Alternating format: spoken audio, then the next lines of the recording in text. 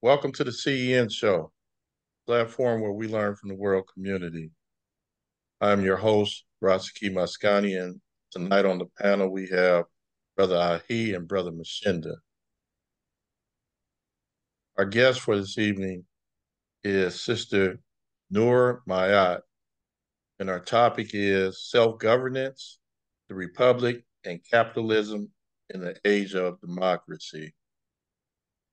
And I'm going to just cut through the chase and go straight to it. Welcome, Sister Mayat.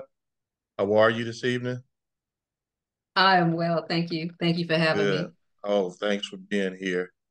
So we want to go straight to it. I want you to tell us a little bit about yourself, and then we could start the discussion and the presentation. Okay, I'm Noor Maat, aka Shanette, aka the book lady, aka the teacher, aka the jury lady. Born and raised in California, currently living in Atlanta, and a lot of us migrated from California to Atlanta. Um, I'm an author and spent most of my life as an educator. Um, and that's the crust of it, a daughter and granddaughter and niece, all of those wonderful labels that we give ourselves. I think that in terms of the topic for the tonight, though, what's important is that I feel like I have a lot to share because I operate as a diplomat. I do not operate as a citizen, and really the crux of what we're going to be talking about tonight has to do with our uh, identification, how we identify. So I will say that I do not identify as a lowercase 14th Amendment citizen. Interesting. So now there's a word called sovereignty. So it's sovereignty and self-governance, are they the same thing? Well, the sovereignty does mean self-governance. It does mean a lot of times people have misunderstood the term sovereignty and they try to encapsulate that with like this. I've been to court and they use the term sovereign citizen. And there's no such thing as a sovereign citizen because either you are sovereign, which a king and a queen are sovereign. The Pope is sovereign, which means that he and the God have a personal relationship. He's not looking for an intermediary to govern his life. But it doesn't mean that you don't have a sense of law that you are governed by. You have a sense of divine law, right? So sovereignty is a way of saying self. It's a French word that actually means self reigning, right? Which means that you govern your head. Your ori is yours. You're not looking for somebody else to take responsibility for you or for what it is that you're doing in your life. Okay. So let's get into this topic here. So explain Okay. that title there. Okay, so let's first of all let's think about the idea of what it means to be self-governing versus what we do in the world that we live in, right? Most of us come into this world and we've been issued all of these certificates, right? A birth certificate, you get a certificate to drive, you get our license, you get actions towards, you get certificates to do if you want to open up anything that they tell you that is not legal, you have to have a certificate to do that thing, right? To get that to drink, you have to have a certificate or a license that tells you you're old enough to now participate in this illegal um, activity. But what's legal and illegal are the codes that are created by the governance, right? And the governance is the United States is a corporation. So it's almost like that corporation has its rules and regulations, and anybody that is under the guise of that governance has to follow those rules and regulations. And they call it a minimum point of contact. And what we don't know is that our minimum point of contact is often like a social security number or a driver's license or a when you go to register your child to go to school, if you go into a public hospital, if anything that you're using your social security number, anytime they're asking you for a social security number, that's minimum point of contact. That minimum point of contact gives the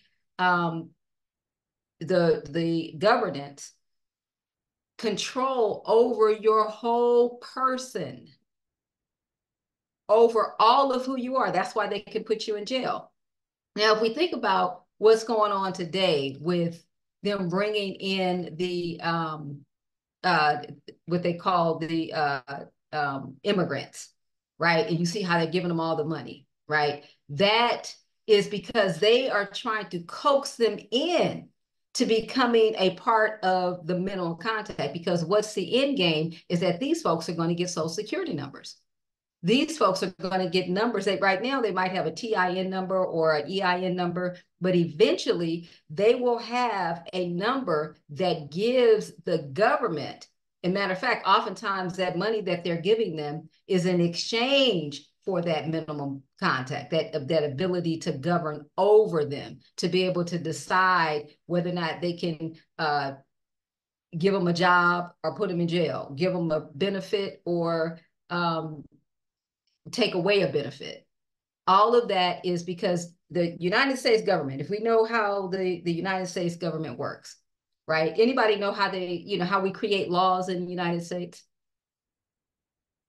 You know how we go about creating laws that govern us all, right? The federal government. So you have the federal government, then you have state governments, right?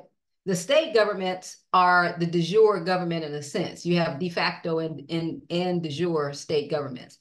The de jure state governments are the governments that are really run by and for the people. That's why they don't like Trump, because Trump recognizes the fact that the federal government has overstepped their bounds in terms of determining certain things on a federal level. The federal government was never meant to play the role that it's playing right now, because it even with taxes, it wasn't supposed to be able to take taxes, right? The whole income tax, if you go through the tax codes, you recognize that the Federal Reserve is a foreign agency. It's a privately run agency. And the taxes are them telling which the federal government was supposed to protect the people, telling the people that they have to in turn pay them, the Federal Reserve, homage or pay them for the use of these dollars to be able to exchange the dollar. So anytime you use a dollar, you're taxed on the use of that fiduciary, that third party entity that makes trade easier, supposedly, right? They give you the luxury of being able to hold their dollars, which diminishes the very quality of who you are into quantity. But in them doing that, they're able to now say, well, that's why they say it's demonic, because they are now taking your blood, sweat, and tears, your life blood, and they're exchanging that, or we volunteer to exchange that for these banknotes, these Federal Reserve notes that are nothing more than debt. They are actually debt, and we exchange that for debt because it's a debt-based society. We don't have any real money. That's not, everybody knows that. There's no gold, no silver. You are the real money. So the fact that you're the real money puts us in a position where now they're leveraging your energy. And because we're so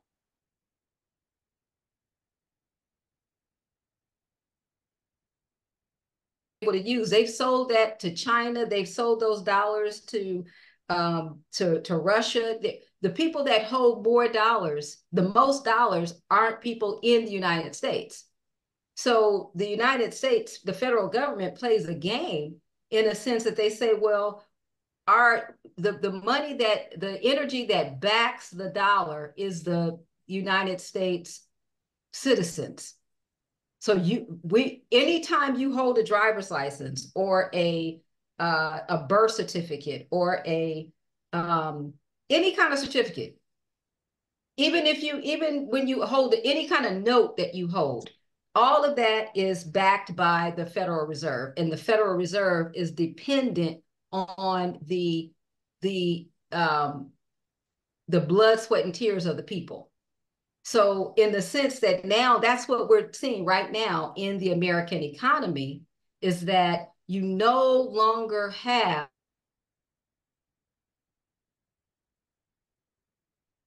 you that we carry is diminished because the dollar itself that once backed our energy has diminished over time.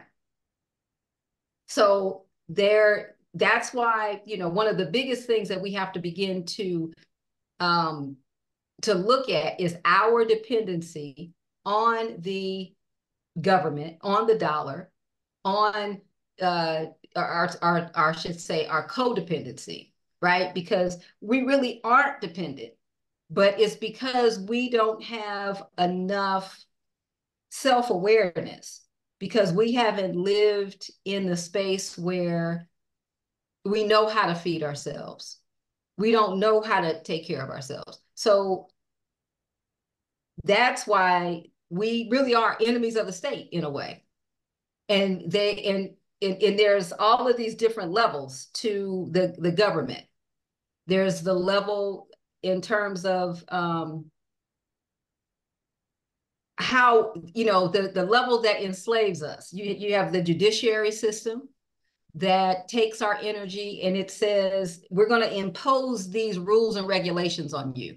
We're going to tell you, what's good and what's bad. And within those guys, as long as you stay within the lines, then we will reward you. If you move outside of those lines, then we're going to punish you. They're banking on there being so many people that will stay within the lines, because it's almost like trying to squeeze folks into a 4x4, 4 feet by 4 feet inches in your squeeze. So everybody's not going to fit into that space, right? And because that everybody's not going to fit into this space, the American business model has within it a penal system that has to have prisoners. So and it's ingrained. If you go back to 1776, that when you see that enslavement is part of the business model of what we call United States, then you begin to recognize that when Lincoln wrote the Emancipation Proclamation, two things happened. He said, one, we no longer taking care of the niggas. Their emancipation just means that we're absolved from taking care of you. That's why we can't get reparations. The other part of it is that he created a 14th Amendment citizen. That 14th Amendment citizen is free unless incarceration. So the incarceration is part of the undertow of the new enslavement program, right? So now everything that how we interact with the social structure, how we interact with the school system, how we interact with the church, how we interact with our jobs, with the policing system, right? The penal codes. All of that has more to do with the 13th Amendment citizenry and trying to make sure that we're continuing to fuel the economy from that perspective of free labor, or labor that you might have to go abroad to go get. You don't have to go abroad to go get that labor anymore because you have people in the jails now that are giving you that labor for pennies on the dollar. And that's what the difference between what we're saying here is that the 13th Amendment citizenry versus um uh versus the sovereign is that the sovereign recognizes that we are responsible for ourselves, that we don't need somebody to tell us what's right and wrong, right? But then there's a price to pay for that because you also have to be willing to take care of yourself from your head to your foot. So now we look at all of these so-called amenities that are brought in from a state standpoint. So what kind of things, when you think about a state, when you think about governance, we have a federal governance, we have state governance, we have county governance, and then we have a city. A city is nothing more than a company. It's a incorporated situation, and they claim a space. They say this is our outline. This is this area. We're going to call that Atlanta. And anybody that comes into this space, we are going to tax them because they keep custodialship of all of the residents, all the housing, and that becomes under their governance. And then you have a county that incorporates the cities within the county. Some of them, you might have territories that get split. In Atlanta, you might have part of a city that belongs to DeKalb County and another part that belongs to Fulton County. So you can have a county that encroaches upon the area of a city, but when you pay your taxes, you're not paying your taxes to the city. You're paying your taxes to the county because the county is who has a relationship with the federal government. The city does not have a relationship with the federal government. So when we say a relationship, what relationship do you guys think, I'm just getting you guys back in, with that the county has with the federal government, different than a city? State that one more time. What relationship does the county have with the federal government that the city does not have? Good question.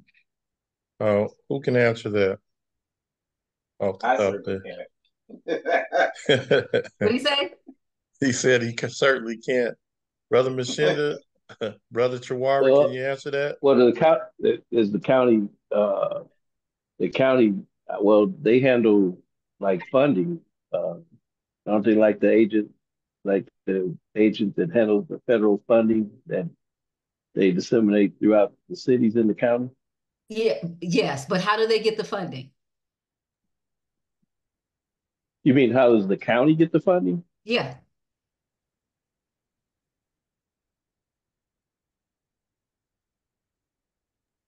You're muted, Brother Mashinda. Well, That's right. uh, That's exactly where I'm going with it. But yes, how do they get the funding though? well, I'm assuming that the county board of supervisors are in play because they're like the stewards. They handle a lot of the distribution of the funding. So, I mean, there are agents in place. I mean, politicians. I mean, elected officials. I mean, like who actually? I mean, so the agencies that are part of the county. I mean, I'm trying to think of, you know, uh, but I You would say close like enough. okay, You go you ahead. you close enough because let me just give it to you. It is it's the state representatives that come out of the county. The state representatives go into, I'm sorry, not the state, the state representatives go into the federal government and they lobby. They say, my county needs X, Y, and Z for A, B, and C. So it's the state representatives that are counted from the county. The county is what determines how many state representatives that you have, and they come from your county. They're not coming from your city. If it's a city, then it's a state. So if you're looking at, let's say you're in California, And it's the city of Oakland or the city of Long Beach or the city of San Diego. That city has money that it gets from the county, and it comes from certain areas. Like, so the state will give it money for the schools and for the roads and they have all of this money earmarked, and they call them coffers. So you have a coffer, which is all the money that the city has. Now the city will charge taxes within the city for retail stuff. So it has money from commissioners, but the state gets money according to its counties, and it has the representatives and the legislators that go to the federal government that get the money for the state to do the things that the state needs to do to stay alive, right? To maintain their uh, sovereignty, because in a certain way the people have sovereignty in that sense. And when I say the people, it's the when you talk about a governance or a state, you are gathering all the people, all of the interest of the people, and you're putting it together. And that's where they come up with the ideal of democracy. So now you have people voting to say, okay, we want to spend the money this way, or we want to spend the money that way. Now, if we look at the way things are right now, we could see there are a lot of issues with that. That business model works for the rich, because if you have a lot of money, then you can persuade and determine who the group is that are going to be able to be put in place to govern that money, to govern those coffers. So of course, if you got more money in the coffer, your roads are going to get fixed first, your schools are going to get treated better, you're going to get the best teachers, you're going to get the best playgrounds, and that's the way that goes. So it's not completely democrat. I mean, uh,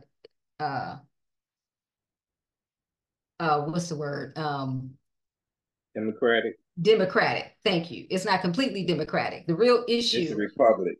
is, well, under the undertone is that we are a republic, but the republic has been overlapped with the idea of democracy, because democracy really comes as a response to the federal government. The federal government puts in place this idea of democracy because now it can govern the whole United States, right? It can govern the whole United States without really having to give credence to North Dakota's needs versus Oklahoma's needs versus California's needs versus Texas needs. Everybody gets lumped in. And that's why you get Roe v. Wade. That's where you get the implementation of the masks, telling everybody, all of these executive orders telling everybody that they have to shelter in place, all of this crap. And they want to further push an agenda. But the way that they got that power is through the federal dollar, through the federal notes. They never had that kind of power before. It was the dollar that gave the United States government the power that it has today to tell the states what to do and to take away their sovereignty in order to control the people within the states. That's one of the big things, is that we don't get that the ideal of democracy, and people who run to this ideal about voting from that perspective, we don't get that this democracy really disempowers the people within the states itself. That even being a state citizen is better than being a federal government citizen. You have no power as a federal government citizen. So what distinguishes that then from a federal government citizen versus a state citizen? What distinguishes that? If you are operating under a social security number, If you're operating with a social security number, then you are operating under a federal enclave, because that's how there really is two. Every state has two governments. They have a de jure government, and they have which is for the people by the people, right? Which it's almost unheard of at this point, but it can never go away because it's de jure, which means that it's true. And then you have de facto. Now, a de facto government it's of the fact. It's almost like if you don't rebut it, it becomes true. So it's like if I said the sky is purple, and I'm in a room full of people and nobody says, well, no, the sky isn't purple. What are you talking about? And then they leave instead of saying the sky is not purple, but instead of doing that, they leave and they go tell other people, oh, the sky is purple. And after a while, you get what they call a critical mass of people who believe the sky is purple. And Because that's de nobody, facto. it becomes de facto because, and Okay. now what looks like blue is now called purple. And that's what we're doing when it comes to our citizenry, because we now believe that we are citizens. We believe that. We don't know anything different. So you being sovereign, do you have a social security number? I do have a social security number, but I have a social security number that is in a different jurisdiction. You have to file different kind of paperwork. The difference being? Huh? The difference being what? Well, I mean, it's a process. I mean, so I'm answering your question, and I'm saying that yes and no, that I'm not a citizen. You have to what you call rebuke or rescind. Go through a process of rescission where you actually let them know that you are not under their jurisdiction. Well, in order to take care of yourself, and you said this is one of the costs of being sovereign, to take care of yourself.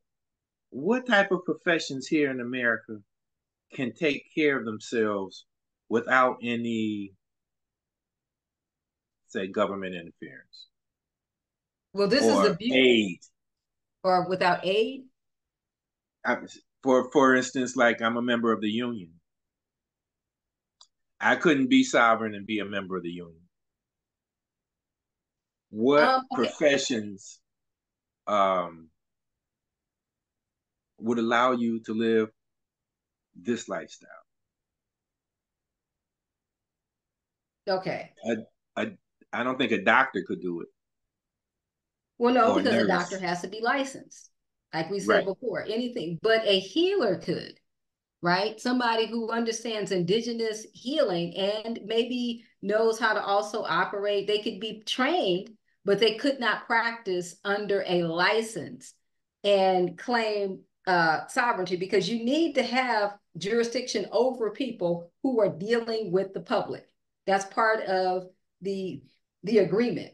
So let's go back and look at where the jurisdiction comes from, or where they get their ability to act in the authority over the masses, over the people, right? And to govern and dictate what gets licensed and what's legal and illegal, right? What's within that 4x4 and what's outside of it. That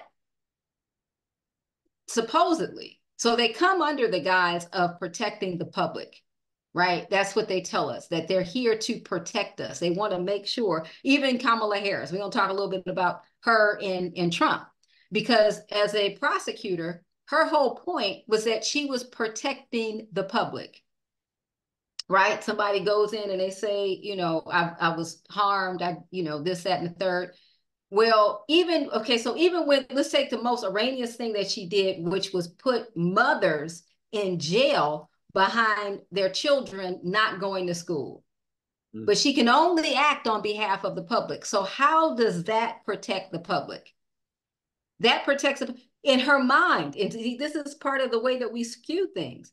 We can say that it's in the public's interest that people go to school. You can even argue that people who are not educated end up in jail, even though it's oxymoronic because she's putting people in jail for not going to school. So it's like a preemptive strike, right? She's saying that in order to prevent further harm, I'm going to cause harm. So that's the way that's the way that they come at it. That's the idea of their governance. So anybody that has got a license that interacts with the people, they're saying that they are governing them, police officers, medical professionals, food industry. You know, anytime you go in and you have to get a license to do a thing, like to have a restaurant, you have to have a license. Right? So they're saying that they're protecting the public with these licenses, but they're not doing a great job. They're doing a suck job, right? Because we know that they're not doing what they're supposed to be doing. What they are doing is what they call backsheesh. They're getting their money. They're getting their bribes, and they're defunct or debunked. Defunct. They're ineffectual. They're not really a good custodians. They're horrible custodians, but we don't even look at the custodianship. We don't look at that because we're so caught up in the story, which is nothing more than a fiction, right? We're caught up in the story of the United States. So, and they get us just like what you just said, brother. I'm in the union. And if I give up my dependency, if I give up my relationship with this governance, then I give up my benefit because I'm binded into this system with my retirement, with my dental, with my health, with my medical, with my insurance. All of these things are part of the corporation, and they've done a good job with offering products.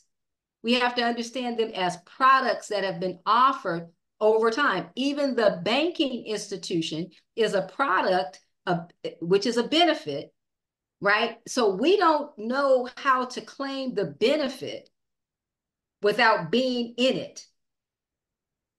But if you look at what they're doing with the folks coming in from down on the border, they're giving them money.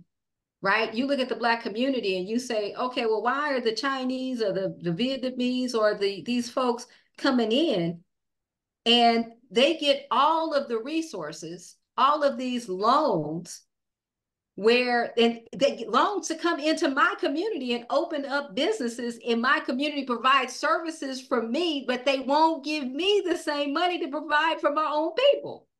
Now, why is that part of their business model? Because the dependency of Black folks, and we play a very, very different role. And I want to make sure I come full circle because there's a part of sovereignty that looks at before the European even came to the United States. And that's why they feel like they got us, because we don't even remember that this land really was our land. We were here. We developed these institutions.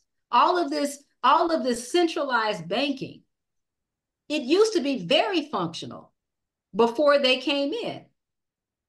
We had roads. We had a lot of these buildings that they talk about. We developed those, right? So these are not new. These are okay. Okay. How did we lose them? Well, I want to know, when was this specifically where we had certain things and then they came in? When are some dates that this actually happened? Okay, so they don't hit the land until 1618.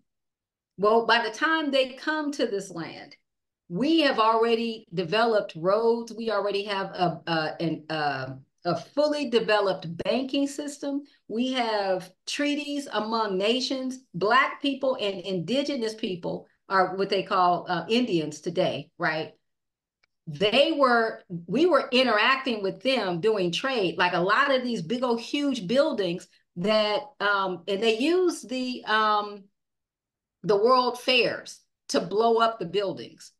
So they did, these buildings were there. You go down to Texas, they have like these big, huge buildings that were for commerce that people would go into and trade.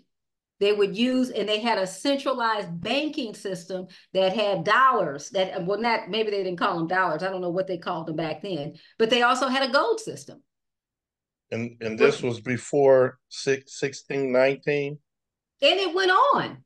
So America, the place that we call America right now, right? 1776, they only went down to Georgia. It was only 13 colonies. So the last one comes in 1800s. How long ago was that? That's less than 200 years ago, right? So this is 2023, 18, what I think California is like 1949 or 18, what is it, 1849? And they called that joining the union, right? Right. But I'm Yeah. saying that so California becomes a state in 1850. Now think about that. 1850, 15 years before the end of our enslavement. So before that, Louisiana is not really a part of the United States. It comes later. I come from a part of my mom's family comes from a part of Louisiana that was never part of the United States of America until after. It wasn't even part of the French. So you guys know about all that. I don't have to go over that, do I? How the French sold part of Louisiana so that's trade. how they begin to acquire. So France was here and Spain was here, right? But they're here as occupiers. We still, the institutions were very much ours. The institution that they were running was slavery, the enslavement of our people. And that in and of itself created a whole nother, that's why I'm saying that that's their business model. When we recognize that as the business model, then we say, okay, now we can see all of the different facets of how they have used that to encroach upon who we really are.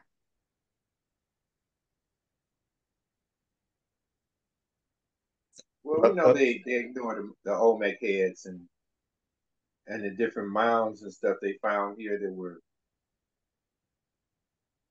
Well, that was thousands of years ago. But I wanted to ask you a question. You said that the dollar is the tool that the government has to get us to buy in to this system. mm-hmm. And the dollar used to have value based on it being a silver certificate. Mm-hmm. It had value. Now, as you forestated, it's about the people's energy or sweat or the people's faith in the Mm-hmm. dollar bill.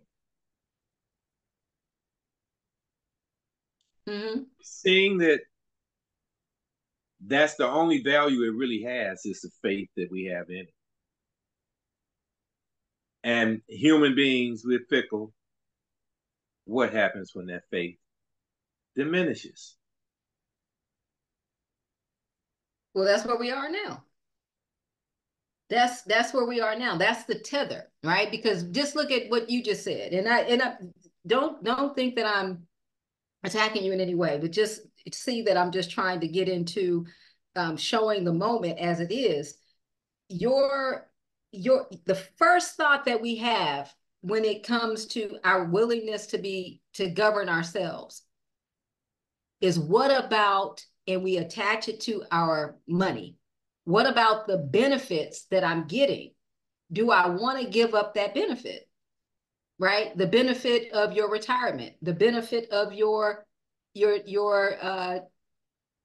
dental insurance, your medical insurance, your all of that. But all of that, even though that all of those things are part of a de facto system, because when you look at the dentistry, they're tearing up our teeth. They've backed things that don't even work for our benefit. That the fluoride is messing with our brains. These folks are on a team that really is dependent on us, and in their dependency on us are willing to sacrifice us for their benefit. But because we think that we're getting a benefit from them, our willingness to sacrifice, we don't even realize that we're sacrificing. That's what I mean by it's almost like you being born in water and you don't know that you're wet.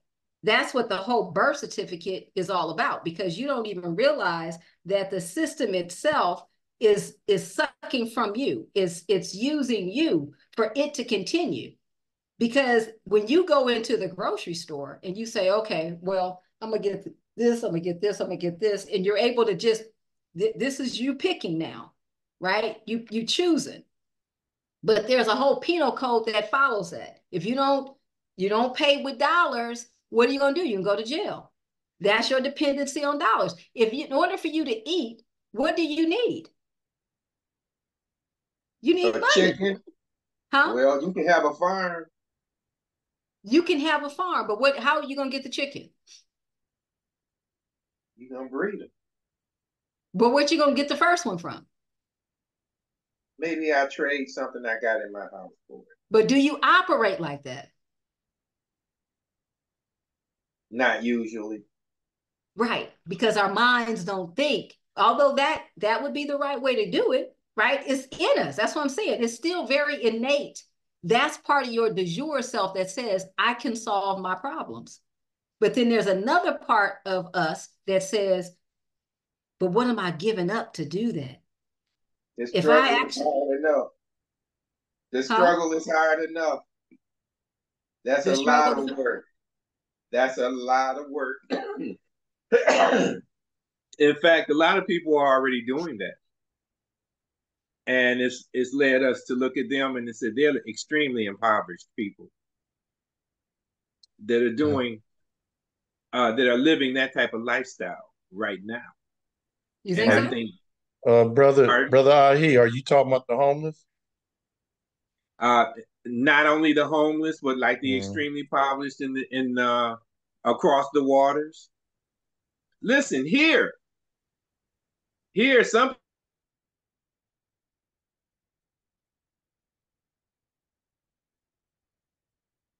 things from each other. They do a lot of bartering.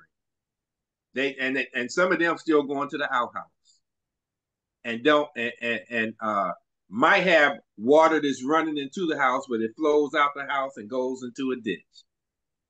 There are people here in America living like that right now, and the model for that is like extreme poverty. So brother Ahi, you are looking at so your picture of sovereignty is limited. Your Okay, picture of sovereignty says, I can only have one chicken if I'm sovereign. I can only have no plumbing if I'm sovereign. I can only have, because all of this other stuff belongs to them. Because that's the idea, is that all of the amenities in your life that you worked for don't belong to you, right? if I work for them, they belong to me. Yes. But do they?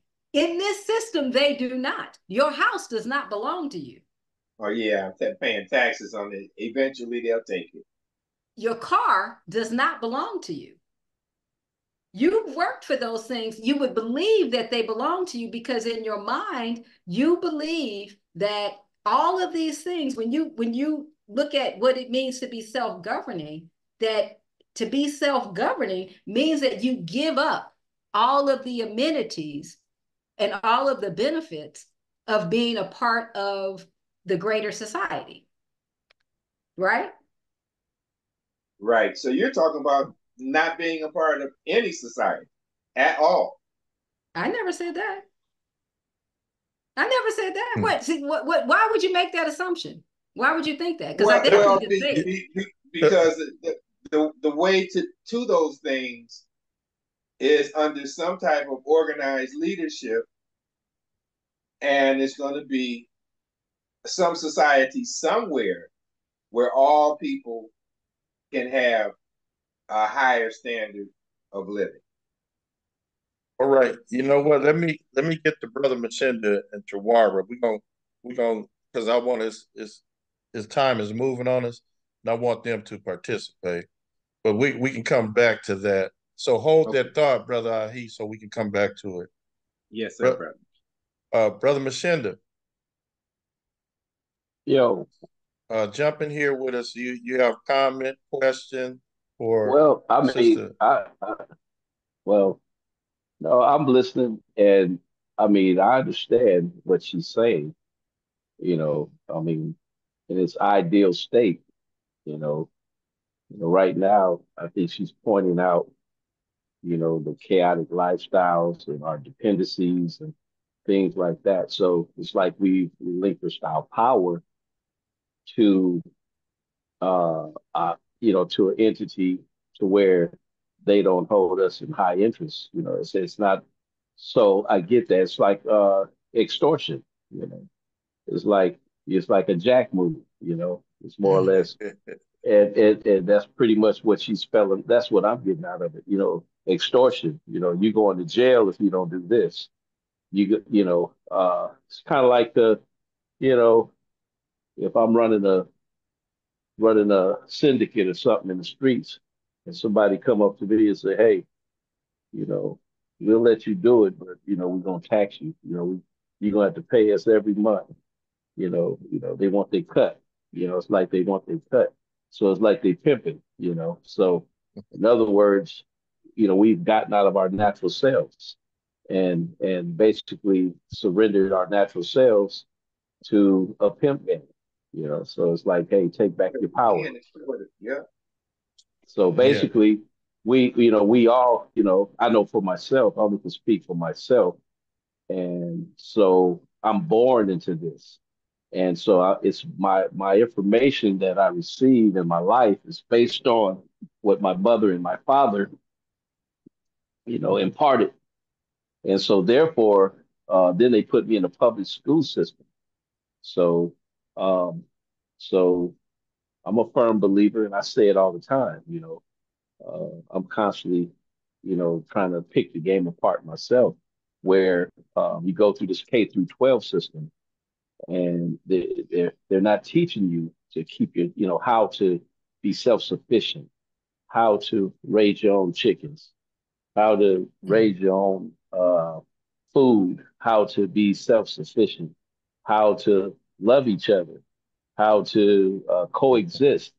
So it's like you said, it's like demonic. You're born into this system, and so we are uh, helping perpetuate this system without even knowing it. And so I think she's just pointing out, like, hey, you know what you're a part of. Do you know what's going on? Now, how we survive it, how do we come out of it? Hey, we got to find our angle. We got to continue to, Brother Mashinda, uh, uh, Brother Mashinda, I got to drop in right here. This is well, this is what you call proper education. Is we're getting it right here raw with Sister Nuur bringing it to us, Brother Mashinda interpreted, Brother he interpreted, and I know Brother Chawara gonna come with some information. And it all ties into what our purpose is here and what we do.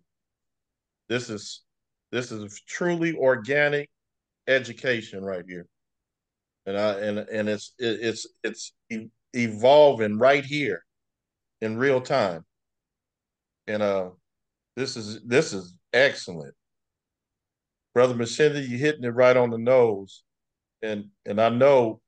So we got to hear from Brother Chawara. I just had to. I didn't want to stop you, Brother Mashinda, but I just wanted to point out the fact that this is exactly why we do what we do, because this is raw and real education. This is the real, and I'm just appreciative of you, Sister Maya, for coming on and bringing this information because this is raw and real. Okay, Brother Chawara, jump in.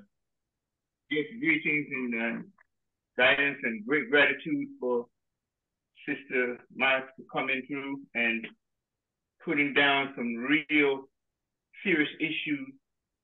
And when we talk about Black liberation, when we talking about freedom, the sister, this is a solution. and it speaks to the organization that is now presently holding us in the position that we're at now. When we're talking about the public, we're talking about a lot of people thinking that the public means the people, but the public doesn't really mean the people. It is in fact, it's referring to all governmental agencies and their agents. So when they say it's in public interest, they're just telling you that it's not in the interest of the people, but it's in the interest of the governmental agencies and their agents that's been put in place to prop up the de facto system. Now, when we talk about also self-determination, self-sufficiency, and self-reliance, that's something that we have to claim, and I do understand that the sister understand the process in which to do this. There is a definite process to do this. We ought to, as a people, focus more so on the process that detaches us from a system that is built on terrorism and fear. That's what the de facto system and of government, that jurisdiction is built on. The only reason that it was able to even happen is because they applied terror to force the people into their jurisdiction. Because extortion is a crime in this society. If you know that you're being extorted, any person in their right and correct faculty of mind will not go along with an extortion system in order for they themselves to be extorted. So it tells you that, yes, it's extortion, but you can't call it that unless you can prove it. And then once you find out that it's extortion, how do I remove myself from that type of a system? And that's through the process that the sister is talking about, the sovereign process, claiming your sovereignty, claiming that, because you have, the sister spoke about rescinding. You have to rescind once you know who you are. Once you know that you are the Aboriginal and indigenous people of this land. Once you know that this land belongs to you. There is no other reparations to be had, but give me back what is mine. It's not about paying me money, although you can, we're not going to turn it down, but you already owe us money. You owe us more than money because we gave you gold. And that's on record. That's in historical fact. That's in treaty. So when Noble Drew Ali came and he was doing what he was doing, this is some of the things he was doing. He was bringing the people into the consciousness of themselves, number one, and he was also bringing them into the process to where they can be in the system, but take care of themselves through self-sufficiency, self-reliance, and self-determination. He was murdered for that. He was beat to death. Malcolm X came with the same message. He was also murdered for that. Martin Luther King came with the same message, trying to include everybody at this point, trying to show that he's not just talking about blacks, he's just talking about the working class, what is called the common man. He got murdered for that. So who are we today? We're the remnants of that. We're the fruits of the liberation struggle, the Black liberation struggle, which not only would free Black people, but would free all people. So I'm really enjoying, and I'm so happy to see that you brought a sister like this, a being like this, to the forum, to the community, to speak at this level of reasoning. Because if we're not talking what this sister is talking about, that means we're not doing what the sister is talking about doing. This must be done if we are to have a foot to stand on. As long as you're within the de facto system, no sense in arguing about it, because you have already relinquished your rights and authority to that system.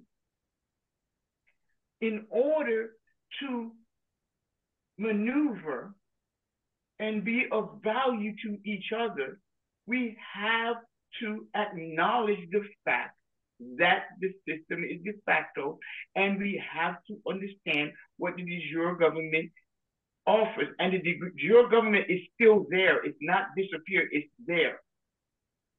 John Henson created it from the beginning.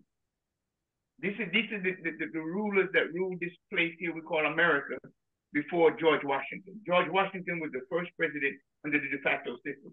So therefore, I'm going to say, you know, I definitely I want to follow this system, because see, I done got to a point where I was dealing with it at such a point. I got to the Federal Reserve Bank, and I was actually talking to the Federal Reserve Bank. I was talking to them concerning my account, and the young brother was with me, and he got scared because he didn't know what else to say or how to respond. So that's where that ended. And what I've noticed, people with information like the sister has, and I don't know how deep into it she is, if she knows how to actually complete every single process and get back your birth certificate, claim your life back. The documents are not being made by us. It's in the very system that we're now voting in. We are giving up our rights, our fundamental rights, our natural rights every single day of our life by staying in this system. We're addressing things that's irrelevant to our liberation. And there are laws on record that speaks to us directly. One of the laws is the United Nations Declaration of the Rights of Indigenous People. The human rights issue is also another law that's in place. But we have to rescind our position within the de facto system, and then we also have to declare our position in order to create a new jurisdiction in which we will live in, which is outside of the de facto system. And it's nothing about we can't do what we do without being in the system, because that's not correct. The reason for that is because, simple it is, if you're a doctor, you already they've already given you a license to operate.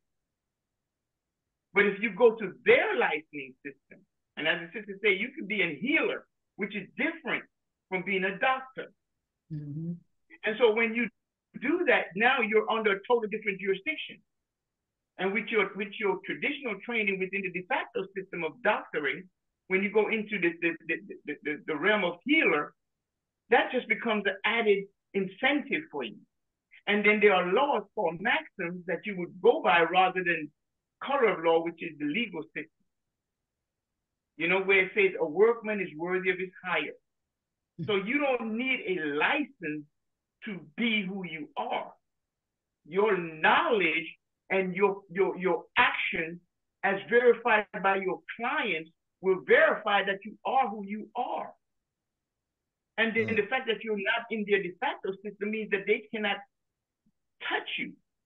But at the same time, you got to remember that their nature, their core energy is terror. They break laws. You have to understand how they do this. This is a mention about, we had all these things before they came along. You know, and Brother Mashin Rasaki asked what date, you missing date. This was way before they came into existence in our culture. What they did was they destroyed our cities and buried it underground. A lot of it is under the ground here in America right now. Right. A lot of it is under dams, under lakes. I mean, under universities. I mean, whole entire modern buildings and structures that were not built by these Caucasians at all. You have to remember, now we're in a different time right now. We're in the time of true liberation. We're in a God-ordered time when God has said his people must be free. And that's what we're experiencing. That's why you see all this havoc going on around the world. That's why you see Russia come out and declare that the black man is Christ. And that his nation of Russia will follow the black Christ. This never happened before. Not in modern history. Not in modern history. You know, so these things are very important. So I don't want to take too much time because you can't talk about these type of things in one setting, you know, that could be volume. So thank you, my sister. I love you. I don't know you, but I love you with a brotherly and a tribal love. You know, we are one blood, one family. You know, and Yes. so thank you for coming into the Community Education Network and sharing with us this beautiful, beautiful truth, because that's what it is: natural, raw born, naked truth. Thank you, brother Rasa. Yes. Thank you. Absolutely. That was wonderful. Yeah. So brother Ahi, let's get back to you. Now, where were we? Well, we were just the sister was just explaining to me about my state of mind and not wanting to give up my things. But you're tethered. You're tethered. You're tethered. You have tethers associated. Yeah, the tethers. My tethers, Your yes, tethers. yes, but I things are the only thing that really separate this country from many of the rest of the country. And it seems that a lot of the citizens are trying to really make their way here, even though they're not starving. In some of the places I've been, they're not starving. They're not homeless. They're not sickly people, but they want these things, and they're don't the value of their dollar is not very much, and they're food just like we are. And a lot of us are trying to get to them and live their type of lifestyle, and they're trying to get here and get these things. I'm just going to stop right there, sister, and I do appreciate you. Thank you so much. And can I jump in? Thanks a lot. Can I jump in? Okay. Now, Brother Chiwara has a concept, and I think he would say it's true. The new faculty of thinking.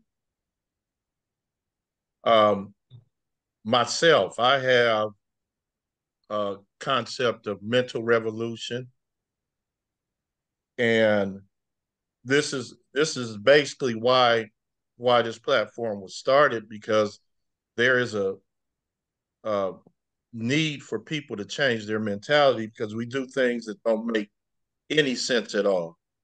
And then I've got caught up in justifying things that I was doing that didn't make no sense at all. And then I try to you do your best intellectually to justify it, and just to make yourself feel okay, and it's a false sense of security when you actually doing things that don't make no darn sense, but you're justifying it. And this is why this space was created. And I'm overwhelmed by the intellectual truths that's being put out here, and things that actually make sense versus things that don't. So I'm gonna just say that, and I'm gonna leave it alone. I just need to put that in there. Okay, Sister Nuur, let's get back to you and some of the things you want to express, because we're coming up on an hour and 10 minutes, which is fine, but you know, I want to, you know, let you get some more in, or just, continue, and then we could after you express a few things, we can end it for this evening. We'll take our pause. Okay. Well, I want to address a couple of things in terms of Brother Ahi. I want to make sure that I just want to say that in terms of folks wanting to come to the United States, America is different than the United States. The United States is Washington, D.C., and it's the franchise that gets it gives people the opportunity to act on behalf of that 4x4, or I don't know how big the Washington D.C. is. It's not a very big district, right? But it is. So when you understand that the authority of acting as a state franchise of the federal government, then you begin to understand, okay, well, we have that as an institution, But you also have like all of these think tanks and all of these subsidiaries, NBC, ABC, CBS. Then you have the folks who work for, those are all propaganda machines that have, and propaganda is so big in America that they do have people believing that we have something milk and honey here. You can come get a big screen TV and live in a lavish house and own a big car and, you know, have 4.2 kids in a swimming pool and all of this stuff. If you come and give us who you are, you give up, but you got to give up being Mexican. You got to give up being Venezuelan. You can't speak your native language. You can't think the way that you used to. We say it's a melting pot, right? In order for you, now it's that all of that is changing though, right? So the idea of the benefit of being in America used to be being a corporate person, being in a corporation or coming in and living out your dream. Right now, I would say the only people who still have a sense of what that looks like are people willing to own their own business. You don't have to have a social security number for that. Some of that is part of what I'm talking about in terms of sovereignty. You cutting grass, each one of those people are your bosses, right? As long as you cut their grass and you're doing what you need to do, then your exchange, even though it might be dollars, because that fiduciary, you're going to pay taxes on your use of that dollar, but you're still more sovereign than somebody who went into a corporate office and had to do what that man told him to do to get those dollars. Right? So there are levels to this. Sometimes it's not just as simple as I'm going to rescind everything and grow my own food. And now I got 3 chickens and a cow and life is wonderful. Sometimes it's not that simple. There is stratifications. It takes years for people to undo. We have been in this. 1865 marked the beginning of our enslavement, not the end. So we've been enslaved since 1865, that mental capacity of enslavement, of going into these corporate offices, because before that, they wasn't sending Black people to jail. They didn't have no jails in America. The chain gang was for the white boy. And the reason why the white boy, because he was what they called sovereign. He was his own, he didn't have a master to say, no, that's my nigga. I need him. I got him. So you're not going to take him, and not only that, but the only real crime was running away from your enslaver, right? That was the only crime you could commit. Everything else was like you was gonna get your ass beat because your enslaver was your master. He determined your thought process. He said what was good and bad. He gave you the religion that helped guide you through your enslavement in terms of you don't want to get beat, well, you do what master say, right? So 1865 marks the point of us really becoming outside, emancipated. In other words, we're no longer, okay, I got you, Brother Chawari. Outside of that system.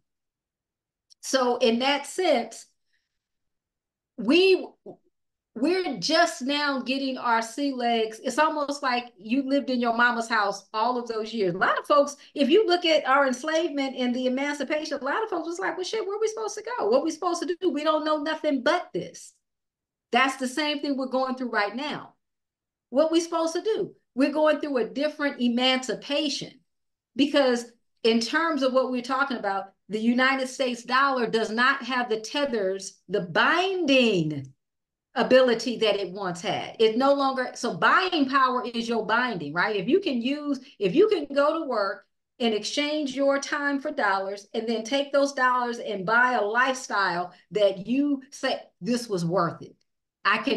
This was worth me giving up me to have a vacation, a car. I'm not African, I'm not indigenous, I'm just a Negro, or I'm just Black, or I'm just an African, African American, whatever label they give me, I'm okay with because it comes with the benefit of the money, of the retirement, of the social, all of I can go to my medical doctor and he'll take care of me. I don't have to worry I can eat my chicken. I can have my pork. And even though it's tainted and filled with all kind of poisons, I can get medical assistance. They'll give me a pill to help me with that high blood pressure.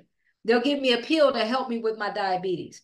And it don't instantly cure it. It really creates another level of dependency. But because it's part of this whole paradigm, it's another tether. We don't recognize that when we think any benefit that you're getting from the system has a tether associated with it. Now, this is the harm that we have. And I do want to make sure that I want to say something about Kamala and Trump before we end. We don't recognize that the tethers that we have, that these benefits that we believe that we are getting, you're sucking your own blood. It's you that is providing the benefit, but it's because we don't have our leadership among ourselves. See, if we had leaders within our family and our families were able to come together, what don't we have these days? You can't stand your brother. You can't stand your sister. You can't stand your wife. You can't stand your kids. You don't like your mama. Your daddy was this, your mom. But we don't have any binders in our relationship. The only binding that we have is to this system. So that's why homosexuality becomes promoted, because homosexuals can't even have kids. So of course you can create a disconnect with them and a real relationship, because let's face it, promiscuity is sold wholesale in homosexual relationships. I know I'll probably get canceled behind that one, but it's the truth. Because you cannot create the real binding that comes from having a child and staying with that person throughout your life. And my grandparents stayed together, both of them, until they died. But that kind of relationship is not perfect, because life is not perfect. And we put it in juxtaposition and we say, well, if she don't come with this or he don't come with that, if he ain't 6 feet tall, if they don't, and we create these ideas that are nothing more than fictions. And we believe the fiction and we debunk the truth. Because the truth is, love and relationship is imperfect because we're imperfect. So so we no longer work for our lives. We live to work, right? We work. We have what they call what they call it, a life, a living work, of life work, a life of work. We work to live. We live to work. We live to work.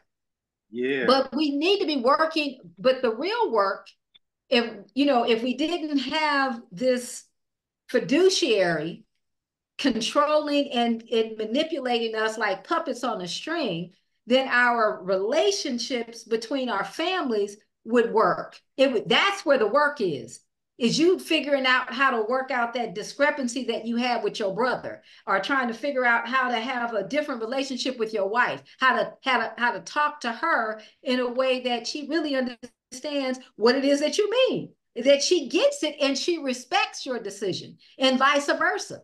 But that work, we would rather just say, well, there's stagnant ways of being a man. I'm just going to be that. There's stagnant ways of being a woman. I'm just going to try to do that. And instead of understanding that, no, all of this is malleable, that your relationship with your wife is your divine relationship. It's from the origin. And it comes from the origin of who you are. It comes from the origin, because your job ain't your origin. You learned how to be that.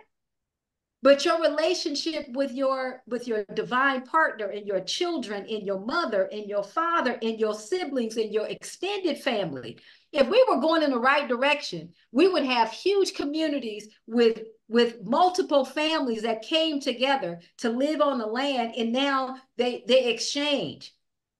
And you're able to use technology in a way that enhances and protects that divine partnership. But because our minds don't allow for us to think that way, we don't even want to trust each other. We don't want to figure out how to make our lives better with each other. We try to make our lives better in the absence of each other, because the value of ourselves is put on, well, shit, this is my money. I work for it. Right? That's the way they got us thinking, because they got us so tethered to a situation that gave you value based on your willingness to give up your sweat, your tears, and your soul to a system that enslaves you and does it with your permission. Yes. Hey, listen, this is simply powerful. I mean, hey, where did you come from? Where have you been all our lives? I've been learning this stuff. Oh my God, this is so powerful. Lord help me, Lord. Hey, I gotta stop it here, Brother Jawar. Okay, man. I gotta marinate off of this. This is this is real. This is real. My sister, what did George Clinton and the Funkadelics say? When they say free your mind and what? And your ass will follow. Okay, time out. Stop right there. I just was about to say that. I had it in my mind before you, I think, or we. Wow. I was gonna say that. Honest to what we doing here. I was just about to say that. Oh my God. This is hey. That's why they co-opt the music industry, though, because the music was telling us the truth. Earth, Wind, and Fire, even Frankie Beverly and Maze, all of those real music has always been about us connecting to the divine. So let's stop. Let's stop, because hey, you know how they dropped the mic? I have a part two, brother. Look, you know how they dropped the mic? You did that, sister. You came with it. This for me, I'm gonna say this. This has been the best for me. I mean, it's at the top of all of our shows. That, oh my God. Oh, I'm just happy to hear somebody that's talking the truth. Okay. The truth. Look, that's what. Let me. Hey, I'm about to tell you our next guest, Dr. Inky Real. You hear that? Real. This was real. And the topic is holiday health. I mean, holiday health. Holiday health. He's a naturopathic doctor. Okay. But holiday health.